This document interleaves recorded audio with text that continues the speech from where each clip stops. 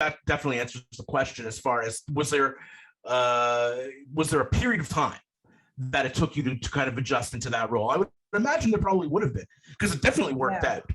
But, like in that relationship, was there an adjustment that needed to be made? Did you ever have to address it in a way that it's like, all right, hey, this is growing, this is doing really well. Maybe we need to kind of, but I'm kind of feeling uncomfortable about this part of it. Did that ever happen, or did you guys just kind of organically get the stuff happening? Yeah, no, there was many challenges, and there's still challenges. We have our date night, we go out.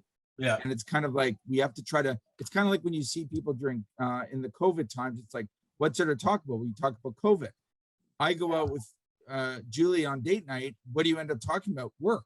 So we kind of said, like, let's talk about something else. We kind of made this rule in recent years, like, let's talk about the kids. Let's talk about but that's the other thing. It's either you're talking about work or you're talking about the kids. That's the way the way it works, right? Goodness. So that helps it grow. And I had the great opportunity to watch you guys, because we got involved with you guys with MaxPeople. I'm going to say 10 years ago. It was probably 2010, 2011.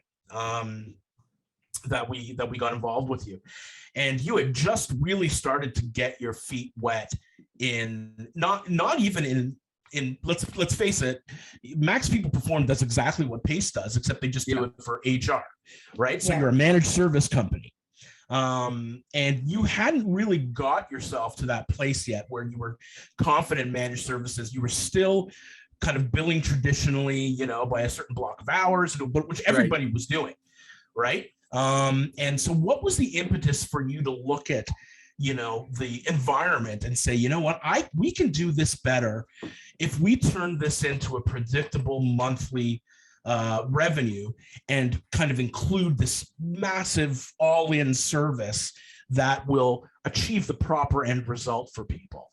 And that includes not just the HR perspective of this and the related HR people and situations such as hiring and firing, terminations, employment manuals, compliance, all of these things that HR covers, as well as when things go south, you have a lawyer to turn to.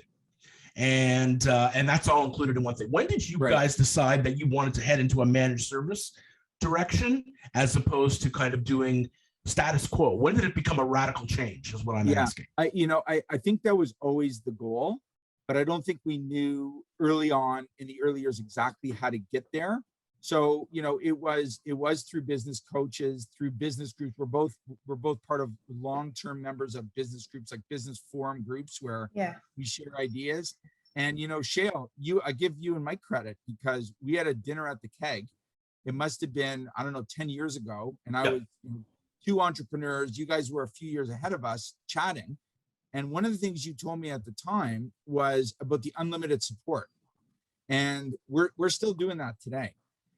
So I thank you for that, because my team has pushed over the years, we can't give unlimited support. But the thing is, when you're selling a subscription model, when you're selling a recurring revenue model, as long as you clarify to clients what's in and outside of the scope, then everything's included. And then you can exclude, certain items, like in our case, recruitment, legal services, leadership assessments, but everything else for our plus package clients, it's included. And I got to tell you, our business would not be where it is today without the subscription model and the unlimited support.